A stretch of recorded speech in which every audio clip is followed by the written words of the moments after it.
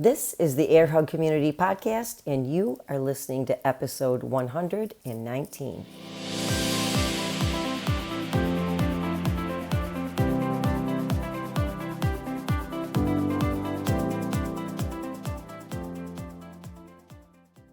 Hello, and welcome to the Air Hug Community. If you're new here, this is a podcast. It's very informal, very conversational.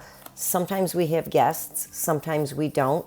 But we love to talk about real midlife, the good, the bad, the ugly, and everything in between, and all the emotions that go along with it. So I'm really glad you're here. Welcome. Let's get after it. Here we go into probably what I would consider, and I think you might agree with me, the most calorie-laden last few weeks of the year. And it probably started around Halloween, but now we are into Thanksgiving week if you're listening to this in real time. And if you're listening to it later, I'm sure you can identify with what we're about to talk about. This is the time of crazy calorie conversations. And I would like to say that this practice of crazy conversations based around calories is brainwashing you. Would you like some ideas, some examples of what I'm trying to talk about here? Things like, first of all, I gotta say, the whole premise for this episode was a post that I saw on Facebook from someone who I thought was a reasonably intelligent and balanced person.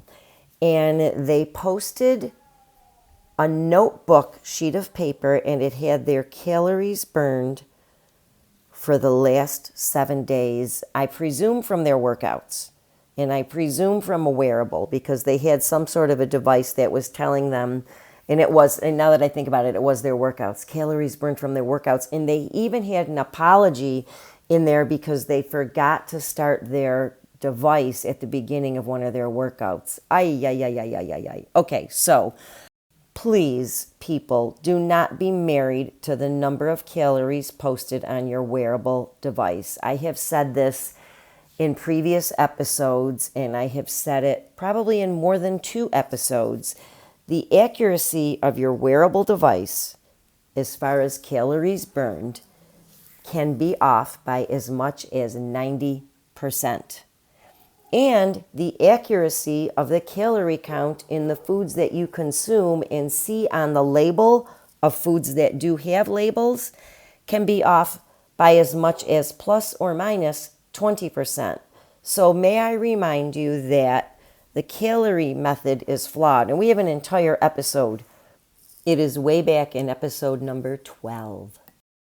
Actually, I think titled that the calorie method is flawed. But these crazy calorie conversations, like saying that you have to earn calories or that you did earn calories, so now that you can eat more, and especially going into Thanksgiving week. This is exactly why I'm publishing this episode this week. Those things are just not true. And joking that birthday calories actually don't count, or Thanksgiving calories don't count, or that banking calories is something that you can do so you can starve now and pig out later. All of these things, or obsessing over the amount of calories in a menu, or obsessing over the amount of calories you're going to burn in a workout, or choosing a workout solely because it's going to burn calories, and never mind the 90,000 other benefits that are going to do you so much more good than actually burning a few extra calories. So these all may seem funny, and on the outside they are funny, but remember, our brain is such a literal organ, it doesn't get sarcasm. It doesn't get sarcastic humor.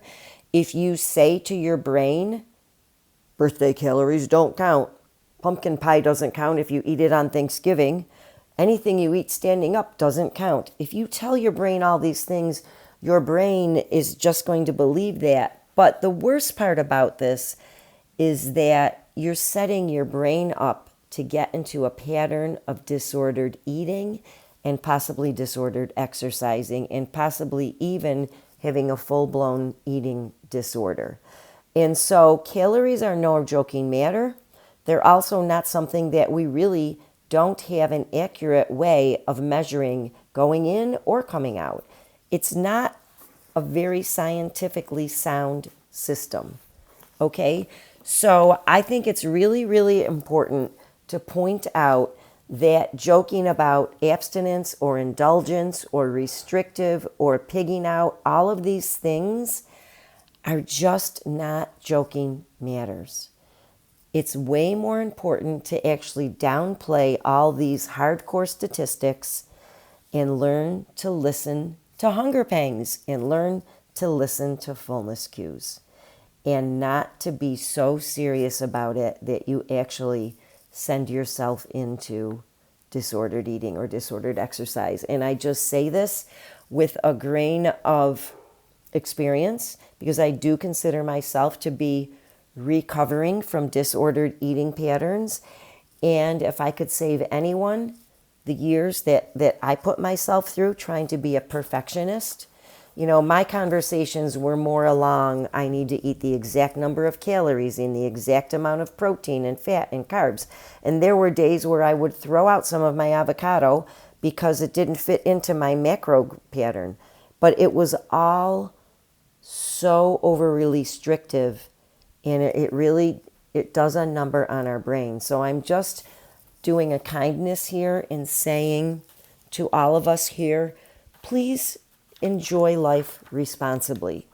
Okay? And I actually don't mean that as a cliche like you hear on the alcohol commercials. I really mean it. What I mean is enjoy things in balance, learn and practice hard being mindful when you're eating. Stop when you're full, eat when you're hungry. Don't starve yourself and don't stuff yourself.